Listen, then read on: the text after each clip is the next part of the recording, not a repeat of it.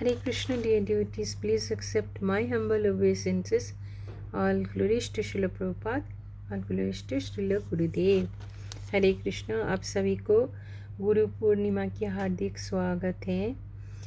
गुरु पूर्णिमा का मतलब क्या है? हम में से बहुत भक्त की प्रश्न होता है कि व्यास पूजा के दिन तो हम गुरुदेव का पूजा अर्चन और व्यास पूजा जन्मदिन सेलिब्रेट करते हैं, तो गुरु पूर्णिमा में क्या हमें करना चाहिए?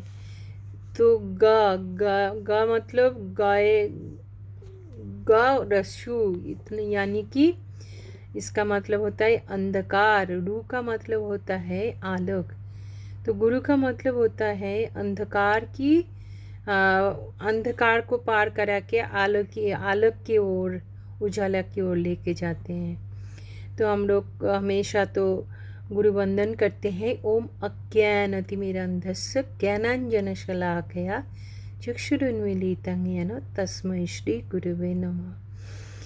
तो हमको अंधकार से, अज्ञान के अंधकार से लेकर हम आध्यात्मिक ज्ञान की ओर लेके जाते हैं उनको ही गुरुदेव, और त्रिसंध्या में हम उनका चरण वंदन करते हैं।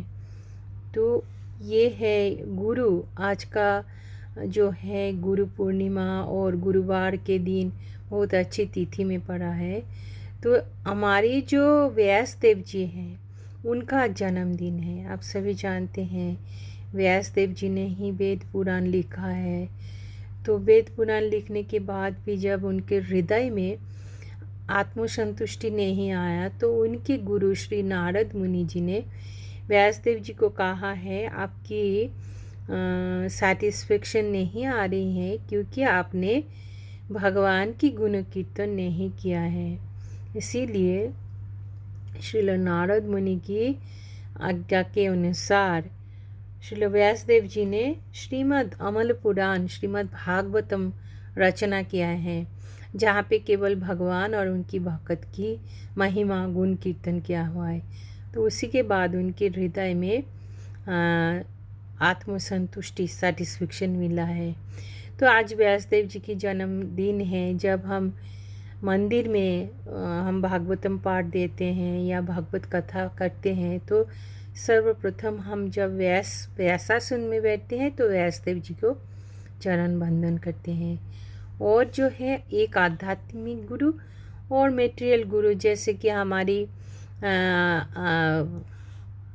पढ़ाई लिखाई में मदद करते हैं, शिक्षक जो हमको इंस्ट्रूमेंट सिखाते हैं, कोई हमको गाना सिखाते हैं, तो वो भी हमारे मेटेरियल गुरु होते हैं। तो हम सभी गुरु को हम प्रणाम निवेदन करते हैं और उनसे हम लोग आशीर्वाद मांगते हैं ताकि हम उनको कृतज्ञता प्रदान कर सकें।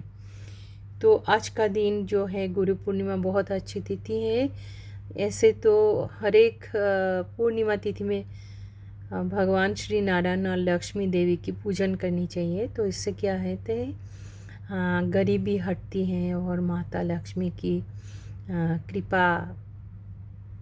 कृपा प्रदर्शन करती हैं ताकि कोई अभाव ना रहे। तो यही है गुरु पूर्णिमा का जो है महात्म है।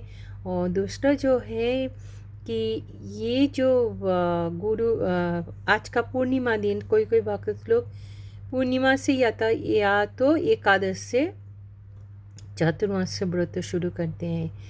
तो पहला जो महीना है वो है श्रावण महीना। श्रावण महीना में शाक वर्जन। तो शाक को क्यों वर्जन करनी चाहिए? क्योंकि ये रेनी सीजन में शाक में सभी इंसेक्ट का अंडा पाया जाता है। तो वो अगर आप माइक्रोस्कोप को लेके शाक को देखेंगे तो ये सब दिखाई देता है, आप खाएंगे नहीं, वो मतलब बीमारी फैलता है। इसलिए शाक वर्जन श्रावण, भाद्र, आश्विन और कार्तिक। श्रावण भाद्र महीना में बोलते हैं कि दही वर्जन करनी चाहिए। भाद्र महीने में दूध, और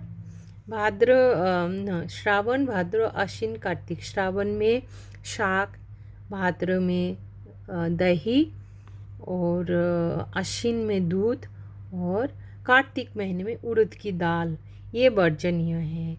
और बाकी तो हमें संकल्प लेना चाहिए, श्रीमती राधा रानी गुरु गौरांग से प्रार्थना करनी चाहिए ताकि हम ये जो चतुर्मासा है, शयन एकादशी के दिन प्रभु भगवान श्री नारायण सो जाएंगे और 4 महीने के बाद उत्थान एकादशी के दिन जागृत होंगे। उसके पहले आएगा पार्श्ववर्ती एकादशी। तो ये जो समय है ज़्यादातर हमको खाने पीने में सिंपल होनी चाहिए। कोई कोई एक टाइम भोजन करते हैं, कोई कोई हमेशा खाते हैं एक टाइम, और ज़्यादातर भजन कीर्तन में समय लगाते हैं। ये चतुर्माहीना जो समय है हमारी भजन कीर्तन में अग्रगति होने की बहुत अच्छी समय है।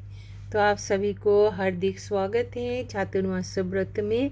और गुरु पूर्णिमा के दिन मेरी आध्यात्मिक गुरु, मेरी मेटेरियल गुरु जिन्होंने हमें शिक्षा दिया है,